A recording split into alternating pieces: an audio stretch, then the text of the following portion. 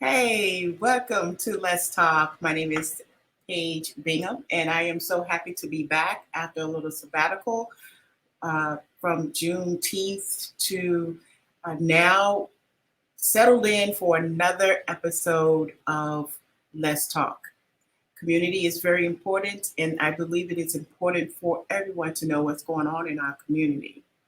Tonight, we'll be talking about autism, and I have two wonderful women with me tonight who I came across a video on Facebook that just warmed my heart with individuals that we have in the community that most people may not see. They may seem to be invisible, but we really want to make sure that we include everyone who's in our community.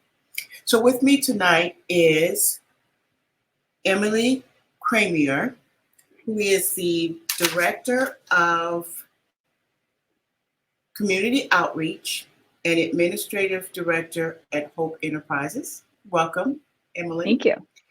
And we also have Esther Brennan, who is the Director of Summer Programming and Hub Coordinator at Hope Enterprise. She's also a teacher at Cochrane Curran. Curtin Elementary. Thank you for that correction. So, welcome, ladies, and I am so excited with what you have to present to us tonight. I am just so warmed and fuzzy inside with what I saw on Facebook, and I'm going to ask Emily what was and who was the catalyst for this particular program. So this, the summer program we're referring to that was on Facebook is a summer program pilot project that was started through TeenLink, which is a life skills house located on McCall Middle School in Montoursville. It is owned and operated by Hope Enterprises and has been for a very long time. But the catalyst for all of this has actually been the ACE Collaborative, which is Autism Collaborative Centers of Excellence, which is a bunch of providers in Northeast and Central Pennsylvania. And with that, there are a few autism resource hubs, and we are one of them. So we're located in downtown Williamsport. Actually, a lot of people in the autism community recognize our office because it used to be the office of Dr. Dowell, who was the pediatric neuropsychologist who diagnosed hundreds, probably thousands of kids, including my son, back in 2012. So it's a very recognizable space, which was great to be able to have it since 2018 when we accepted a 3-year grant where we were able to, basically we were tasked with opening up an autism hub and welcoming families, trying to assess their needs and what they felt our community was either lacking or doing very well, and kind of just do a needs assessment. And then from there, report back to this collaborative on a monthly basis with the services and gaps, differences, and seeing what overlaps in different counties versus what's the same throughout all of that. And then we all kind of put our heads together to figure out what kinds of programs and projects we can create given each nonprofit provider's niche thing that they have. So we definitely identified that there was a huge drop in services once kids got to that transitional age of like 13, 14 through, college age. There's really not a whole lot that was out there for them outside of therapies that they might receive in school, which Esther knows way more about than I do, which is kind of how she got brought into this. Not only was she my son's autistic support teacher when he was at Curtin Middle School, but I've known Esther for years, and she has a huge passion for this group. And there's just a lot to be said about any middle schooler, really, and high schooler. If you aren't identified early in any sort of sports or music genre and you're still trying to figure that out, it's really hard to be able to do that outside of your family. So that was the area that I know for Hope, they specialize more in helping adults with intellectual disabilities.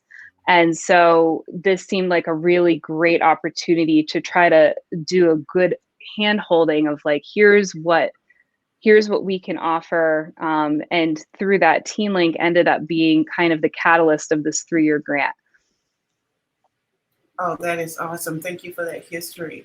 So Esther, where does your expertise fall? And I understand that you are a support teacher. And how does that work? How do you support the students and their families in your position? So I'm an autistic support teacher at Kern Intermediate, and I have what's called a self-contained classroom. So my students are primarily with me for most of the day. All of them have a diagnosis of autism, and many have developmental delays and intellectual delays as well. Emily's son was one of my students, was one of the many ways our lives came together. And I think she had a respect for me in the way I talked to her and the way I went over things with her son. And when everything she just described was going down, she approached me and said, "Hey, do you want to direct a summer program?" And I said, "Sure." And she said, "I have no idea what we're going to do. We can do whatever you want. And there's basically no rules." So I like that kind of platform. as a teacher, as an autism support teacher, I love my job and I love my students, but there's only so much you can do within the 4 walls of the school. So this was an opportunity to take that experience and my job knowledge and extend it to the community and to students in a way that just fosters their creativity. Because we had no idea really of what we were going to do and nothing to hold it to. I did some research. I couldn't find a program quite like this. It was scary, but it gave us a lot of leeway in what we wanted to do. And what we ended up doing was planning, sort of. So we had a skeleton of a plan and left it at that and did a lot of intake information on the students and what their interests were. What are some of the things that they would like to see in a summer program? And we built a little bit of a schedule around that with a lot of leeway to let them kind of create it as they went along. So, for example, a lot of the students put cooking and gardening, and cooking was a huge one, actually. And so we facilitated a lot of that. And it ended up being amazing. And they were able to kind of call the shots on what they wanted to do. Some of the amazing. things, yeah. We did a lot of work in the community garden. Cooking was a huge, like I said, in the intake information, it was a huge interest. And that's where my partner, Brooke, that ran the program with me, who is an amazing chef, facilitated and fostered this great cooking aspect of the program, which we could not have planned. We had to wait and see what the students wanted to do. Right down to the menu. We would gather as a group every Monday, ask the students, what do you want to make? And we, besides chicken nuggets and French fries, we started things like sushi and pizza making and stir fry, all kinds of things that they helped do. And Brooke fostered that to the nth degree. Movie making ended up being a huge area of interest. We had a gentleman, Caleb Snoke, who came in to actually document the program, but the kids were so interested in his equipment and had 1,000,001 questions. And when he started talking about movie making, they said, "Well, we want to make a movie." And Caleb was absolutely on board, and so were we. We thought, great, we will make a project right around what they wanted to do. And I'm still blown away by what came of that, fostered by Caleb. There's Caleb making costumes with the students. They wrote their own script. We talked about story creating a story, the climax of the story, the resolution of the story. They created their own characters, their own costumes, their own settings, scenery. We even had one student write music for the soundtrack of the movie, and it was a lot of hard work. And at the end of our program, we had a red carpet and we had a movie premiere of something they created on their own. And that could have never happened if we were to overplan and not foster their own interests and their own desires. So we basically fostered creativity instead of facilitating a curriculum. Long-winded, we took their interests into account, which is something that doesn't always happen for children. What you're describing seem to be really high-tech things. Is there a level of functioning that needs to be had before they can do this, or was it all level of functioning? That's a really good question. And, so autism is different for every individual that has autism. And we had a huge range of students' abilities, even communication-wise. And I noticed during the movie making process, there are some that were very tech savvy, were able to create their own special effects, make clips, stop motion photography. And what we noticed is when we did this project as a whole, some of those students would help students that were struggling with it or not as involved, and they were inclusive in their own realm of being students in this project. So, I mean, yes, there are parts of the movie making that, you need to know how to do certain things, but there was also parts of the movie that other students were 100% included in, and that was fostered from student to student, not just us. They did it on their own. Oh, that is amazing. That's wonderful. Did you have something, Emily? So I'll just add to that and say, like, beyond, when we were talking about the intake process and how we were going to be able to welcome as many kids into this as we could handle in a pilot year, we knew it was going to be small, less, right around a dozen kids. And the hardest part for us was trying to figure out like the big theme throughout all of this was being open, not over planning, and also making sure that one of the biggest things we were going to instill no matter what we were doing was advocacy, self-advocacy for them, trying to build up a sense of pride in them about who they are as autistic people, in autistic young people. And so with that, it was really, I would say, a beautiful process. Like Esther was talking about, these teenagers really were sensitive to each other. So as they were learning and trying to size us up and figure out if we were worth their respect, as any teenager does with any students or any teachers or parents or whoever, they also were picking up on each other's abilities and also the areas of need that they had.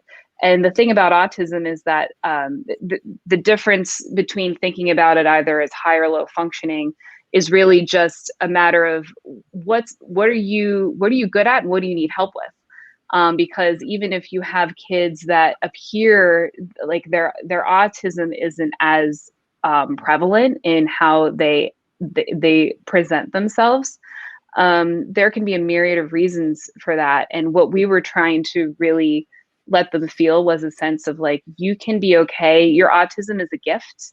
You are a gift. And keeping the identity first of like, you can be okay with this. You can come out with your autism and not have it be something that you have to mask or hide. So in talking about that and being able to kind of learn about each other, even with when we'd be out in the community, if one of the kids was struggling, either with sensory overload, it was amazing to see everyone else kind of come around and help diffuse or just support that particular kid. It outside of the adults in the room doing it. So, there is a huge sensitivity if you let these kids open up, if they feel like it's a safe place for them to be who they are and not have stimming be something that is looked down upon, because there's nothing wrong with stimming. And by stimming, we mean, I don't know, Esther, what's the right way to explain stimming? Like stimming is just a way of it can be hand flapping. It could be moving your head. It's some kind of habit. Tics, which can come up in a new situation, in a transition situation, which there was a lot of all of that. So you can imagine a van full of kids getting ready to go to a brand new place. It came up a lot, but it was just it was downplayed, accepted, and they opened up because of that, and they actually relaxed because of that. So, when they it's feel like they were stage TeenLink. It's kind of like learning that you have a lisp and feeling like you can't talk to other people or you try to hide it. But if you also just know that it's there and you work through it, it doesn't have to be this huge thing that you feel completely isolated by, which is basically how we were trying to help get them out of their shell, and then also tell the community, you need to come meet these kids. Like they have these things that they want to try.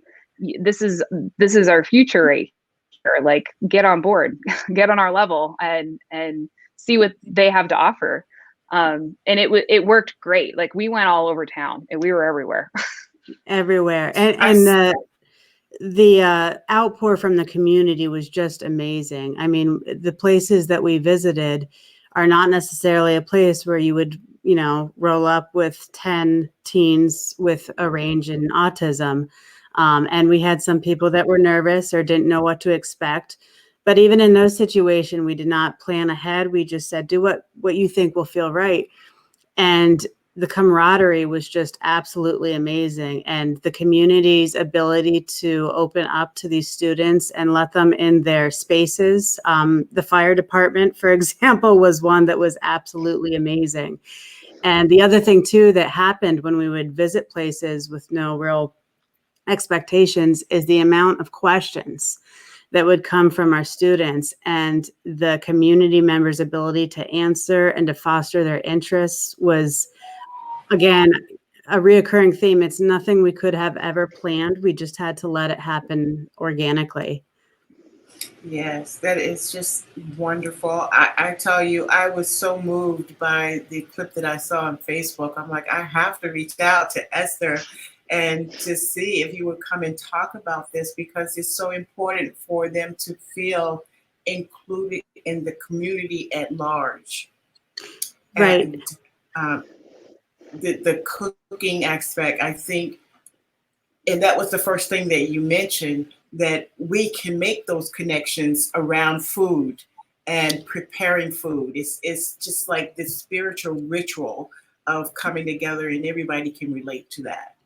Yes, so exactly. Thank you. I mean, if you think about food, that's a community-based activity in so many ways. And, it's a camaraderie, it's a socialization, it's so many things. And I think that's why so much of this program ended up being based around that.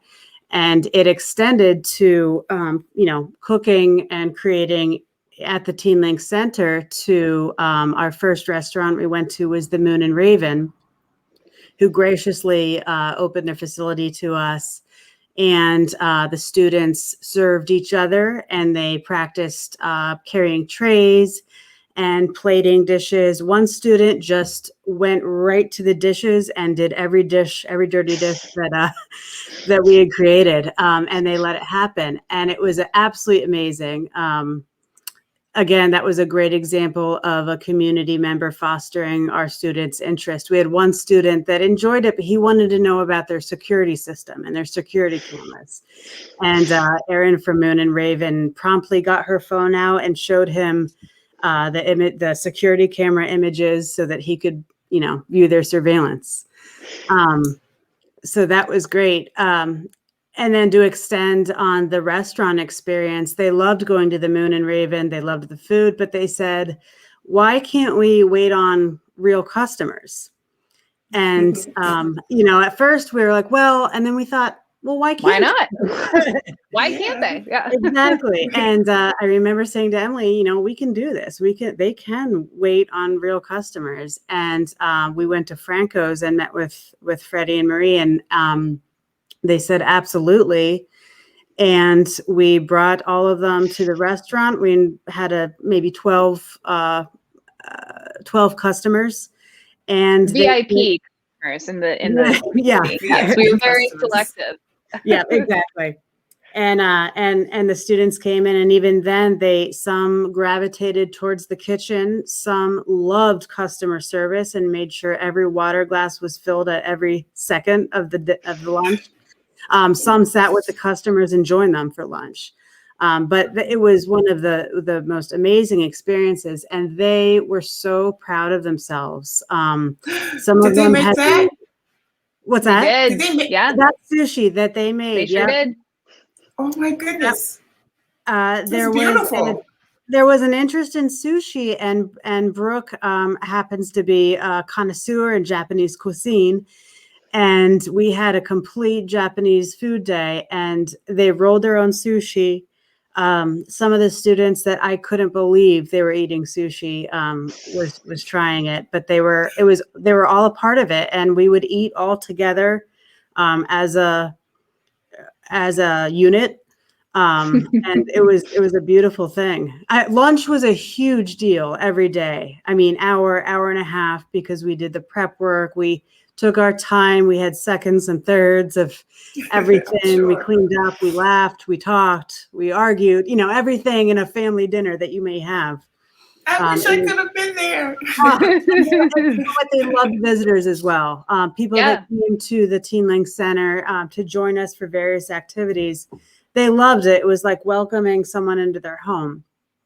So how do you get invited to something like that? You don't walk off the street and say, "Oh, I want to have lunch with you guys." Is it open to the public in such a way that they can make reservations to come and have lunch or participate in any activity? We've been talking about that for next year. That it was one of those things that, as you know, because it was a pilot year and we were kind of just building the plane as it was taking off the runway, we didn't really know what to anticipate with that. But as soon as, people started hearing about it, it did seem to be that. So yes, like we absolutely, that was the whole point of this, was to find more and more opportunities for them to be able to engage with different community members. Like we had, Jennifer Swanson from the YWCA. She's a prevention educator. She came to talk to the kids about what it means to be bullied. They talked about all sorts of topics. She came every single week for a couple weeks.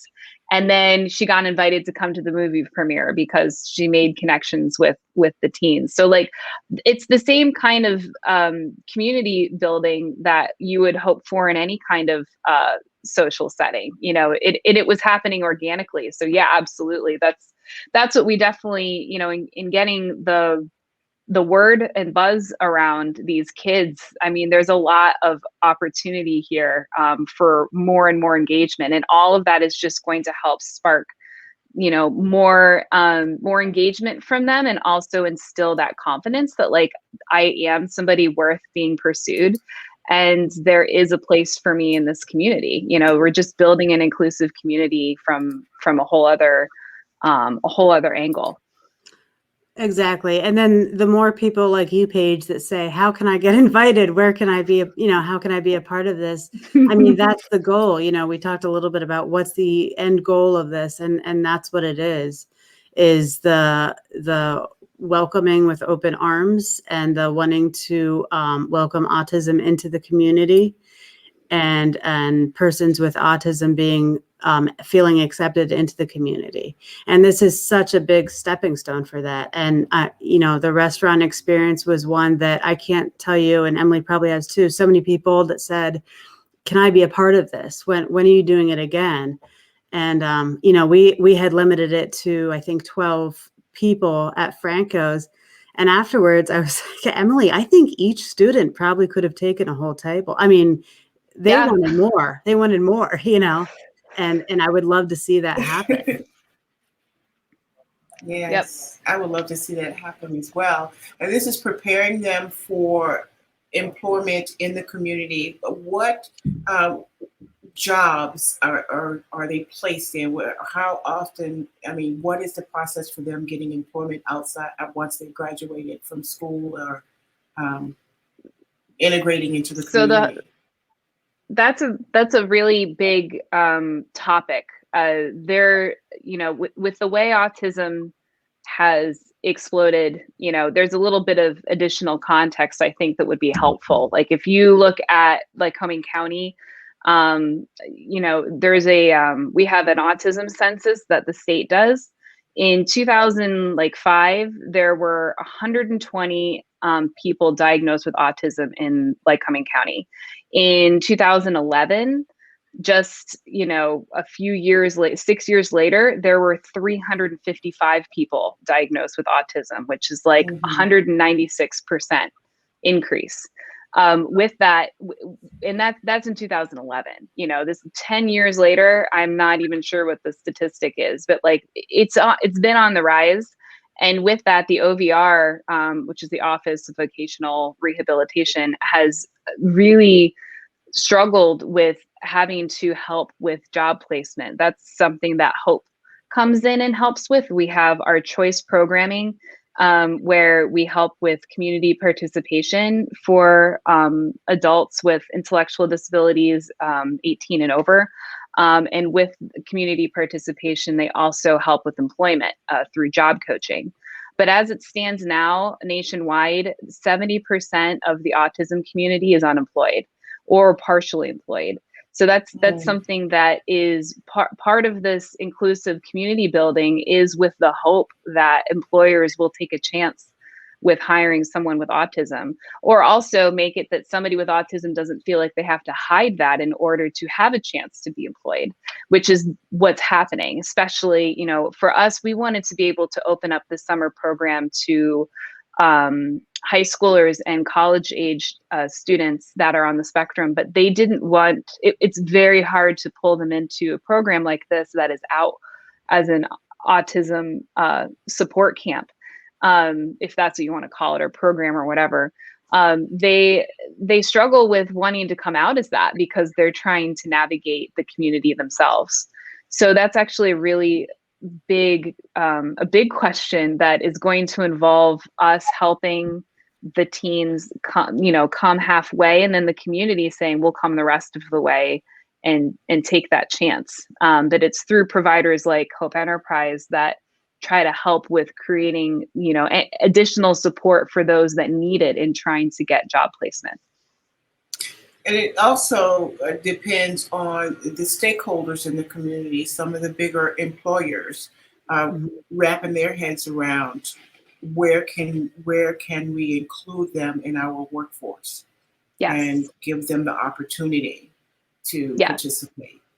Absolutely. With that being said, we're going to take a little break and give you a chance to regroup and get thinking. And I know you have a video for us and some other information, and we'll be right back. Thank you all for watching, and please stay tuned with us.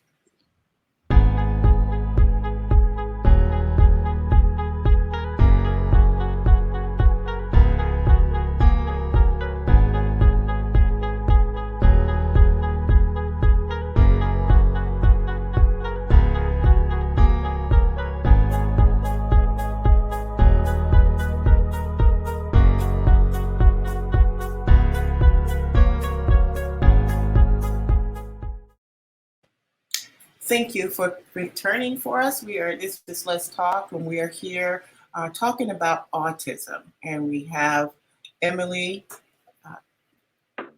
Camerer and Esther Brennan with us today. And we are talking about, this is the second half of what we were talking about earlier. And we left off with the huge question about employing those with autism and what that would look like, and who are the key players in that. So, Esther, Yes. What do you see needs to happen as far as education is concerned, not only for the students, but for the public at large, in order to incorporate those with autism into our workforce? Well, I think, I mean, Emily had mentioned earlier when we started this program, our intent was to enroll students that were older, 18, 19, 20. But as Emily said, at that point, they didn't want to join a program, or they already had something going on, or they're past the point in wanting to advocate for themselves. So I think what again happened organically, but it ended up being a blessing, was the students that we got for this program were 12, 13, 14 years old for the most part. And I think the important thing is to have programs like this for the younger generation or the preteens, so that they can go through their middle school and high school years leading up to when, after they graduate, being proud and advocating for themselves at an early age, and getting exposure to the community and to job opportunities, potential college opportunities, early on. And maybe that didn't happen as much in the past. And maybe they were embarrassed or feeling insignificant because of their autism. But if we can get that advocacy going young and work with them for those years and hopefully keep this program going, then by the time they are 18, 19, or most of them can be in high school till they're 21, they will have a proper foundation. At that point, if we are in the community as much as we had been this past summer, the community will have a completely different view of these teens and young adults, and we can all grow together from there. But there has to be that fostering through several different facets. The students themselves feeling good, understanding their autism and the abilities that their autism does give them, and the strength they can get from that and their area of shining. Teachers fostering that in any way they can. And then the community, and as you said, the stakeholders in the community, business people that can find places for these young adults to be employed and have potential careers. Yes, But I think, and I didn't know this until we started this program, that it has to, or it's more beneficial for it to happen with young persons with autism, so that they can grow and foster their strengths and have a better idea of what it's going to be like going out in the workforce. And the schools do help. I mean, I know, students with autism have what's called transitional services. And by the age of 14, special ed teachers are looking into what their interests are, what they may want to do when they graduate high school. But that is beneficial, but without the other elements in place, some of that can fall, by the wayside. Yeah. So it's a lot of different people working together and being supportive of an individual with autism. Have you started to collect those who want to be involved, and what role they would play in keeping this program going? I really believe that this is a game changer in the community, to have this program strengthen and grow and just explode. And that's what I'm hoping for. Well, can we hire you? Yeah. People that are passionate about the program. And I'll tell you what, I mean, first and foremost is, for the people running the program, Emily and myself and Brooke and Mike Wrench, who did music with the students. It changed us in so many ways. I mean, it's a life experience I'll never forget. Obviously, it really changed me. And we are all so passionate about it because of the students and their ability to basically teach us what we should be doing in a summer program. And then the other thing was the parents, the amount of support we got from the parents, who were just so thankful that there was something out there for their young adults and young teens. That wasn't, I mean, we're not even talking academics. We're just talking experiences and fostering passions and fostering hobbies. I still talk to many of the parents, I mean, as recently as today. And the bond there is one that I don't think will be broken anytime soon. Mm-mm. I don't think they would let us not continue this. Okay, good. That's Works great. out. I'm really happy to hear that. Yes, this is so, so important. And I thank you, ladies, for putting this together, because I tell you, just scrolling through Facebook to see something that has such an impact on people's lives is in a positive way was just so refreshing. It was just really, really, really, really refreshing. It happened to be on a day where I'm like, okay, what can I find for the show? What can I do to help promote the connections that we need to have in our community in order for it to thrive? Are there any other footage or anything else you want to show us and share with us today? Yeah. Yes, I mean, we talked a few times. One of the biggest focal points of this program, and one that I did not see coming a mile away, was the creation and production of their very own movie, which took a lot of work and a lot of effort by the students. But at the end of the program, they created it. It's on YouTube, I believe, under TeenLink. But we would love to share the film they made.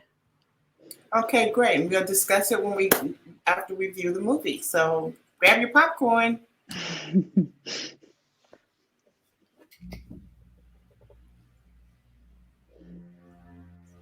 4.5 years ago, the Dinobots needed a leader, so they create Corruptus. Corruptus tries to kill the Dinobots. The Dinobots end up winning the battle by trapping Corruptus in a portal in between every universe, singly gone forever.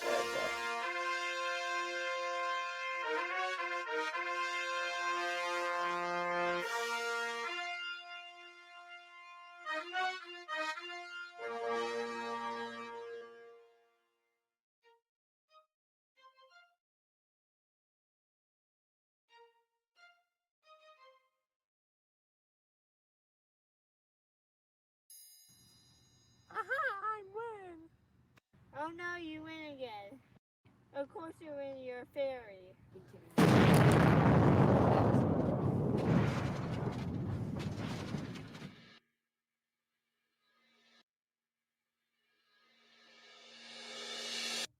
You're close, but how? I thought you were God. That's besides the point. I must create my destiny.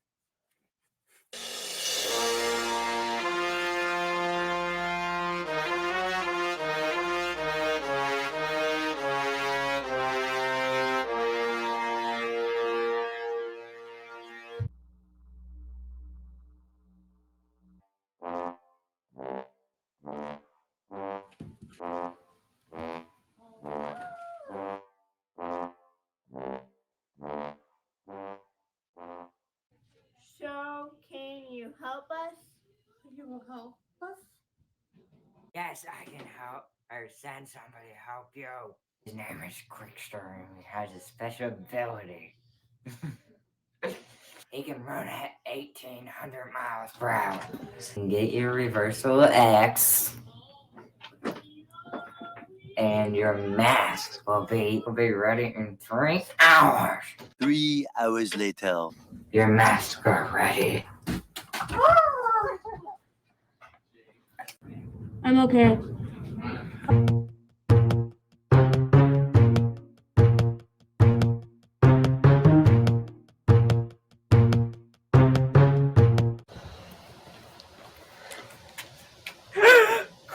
goodness, why are you here? I must achieve my goal to set myself free. You won't succeed. Not in a million years.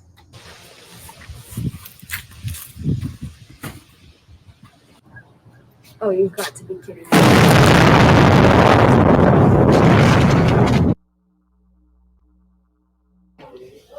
Where are we? I think we just traveled back in time.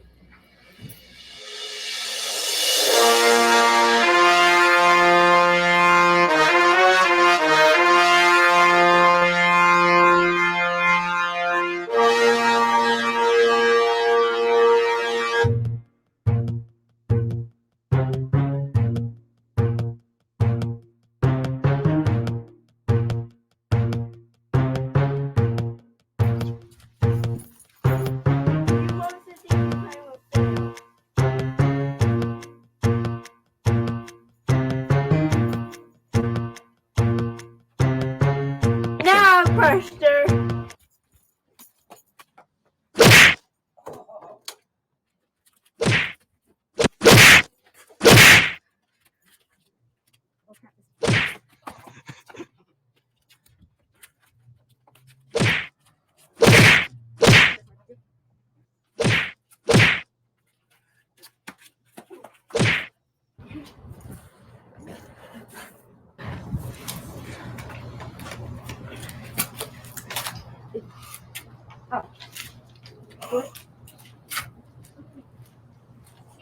Okay, I guess I won. Let's go travel.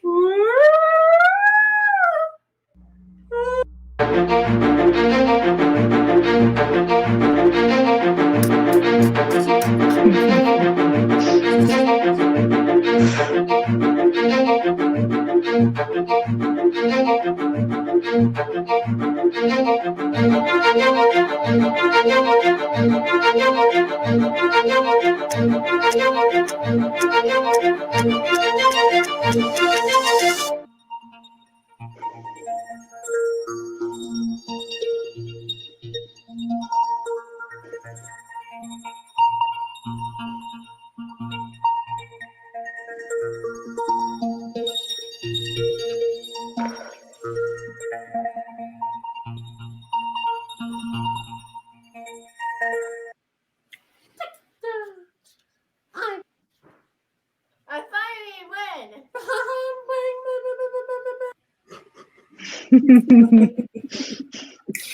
All I can say is watch out, Steven Spielberg. Yes. That was So amazing. that was entirely done by them. We sat around at TeenLink and helped them. Like, they created the script and typed it up themselves. They created the characters. They did the costume design. They composed the music and had that go into the scenes.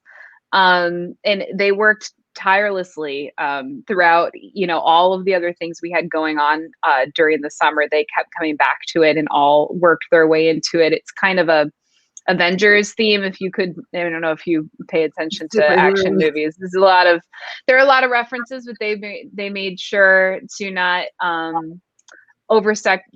overdo too much, and not, they created everything to make it their own.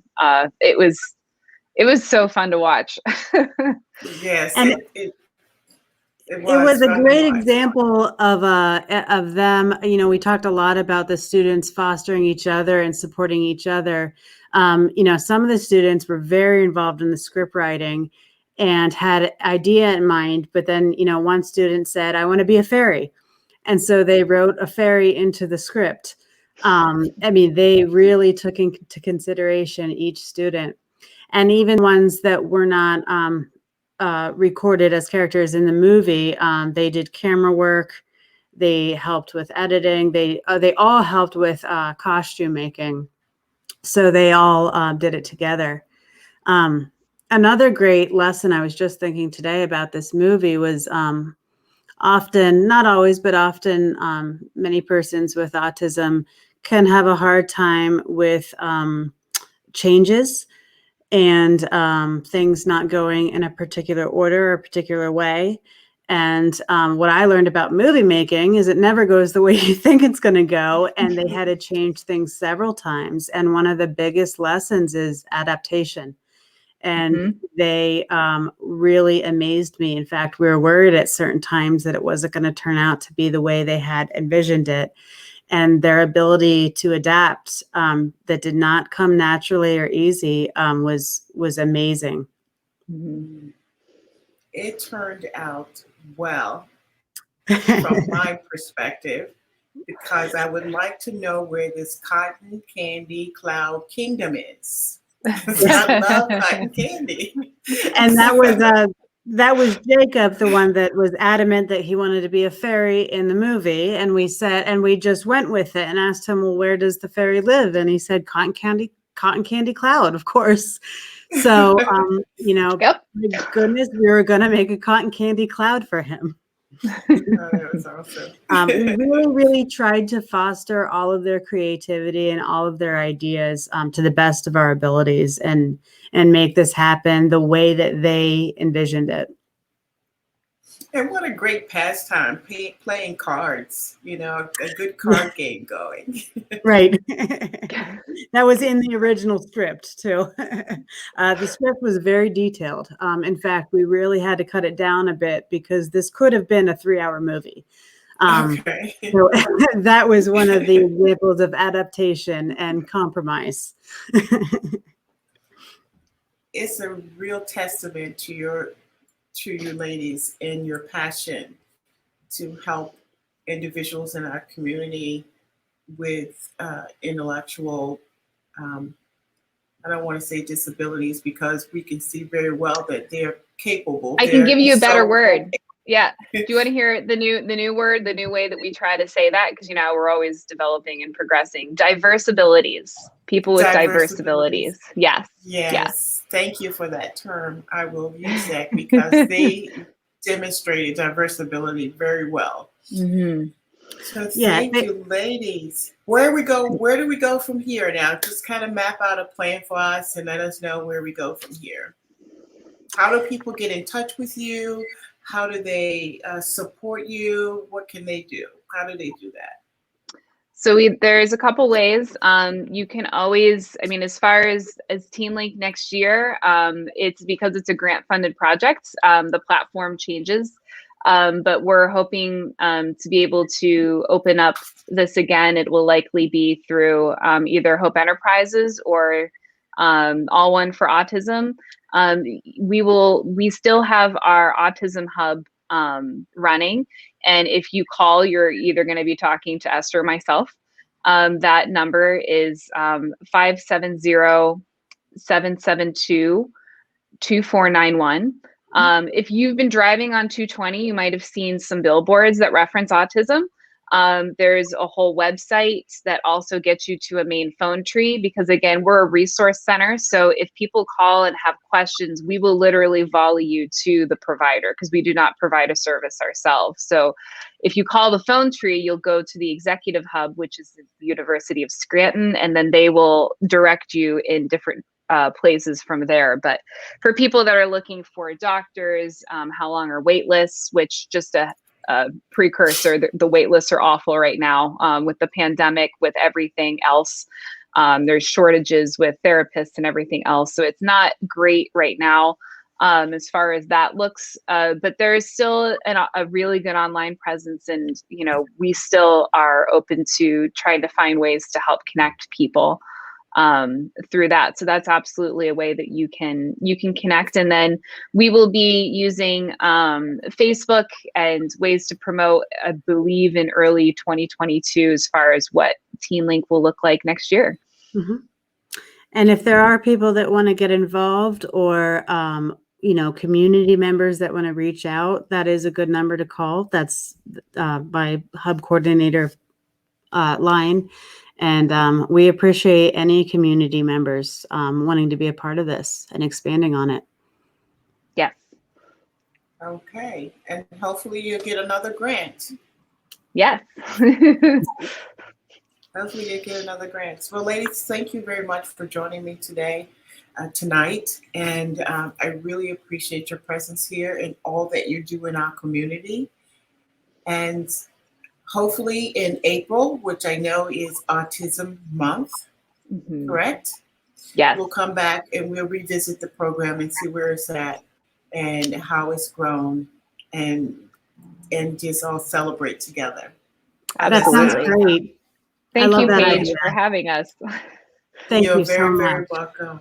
You're very welcome. Emily and Esther, thank you. Now, for our next program, we're going to leave it open for your comments on this program and where we should go. We need sponsors. Our sponsor page, if we can put our sponsor page up and see what it looks like. Community Connections, a nonprofit organization that supports the community and build relationships. We make those connections. So we need your help. If you have a business and you want to advertise here on Community Connection, please reach out to me at communityconnection@groupmail.com. We have a place for you to support our community. Sponsors needed, email right there as you see on the screen. Thanks to Esther and Emily, and to you at large in the community. Join us on Mondays at 6 p.m. for Let's Talk. Thanks. Have a good night.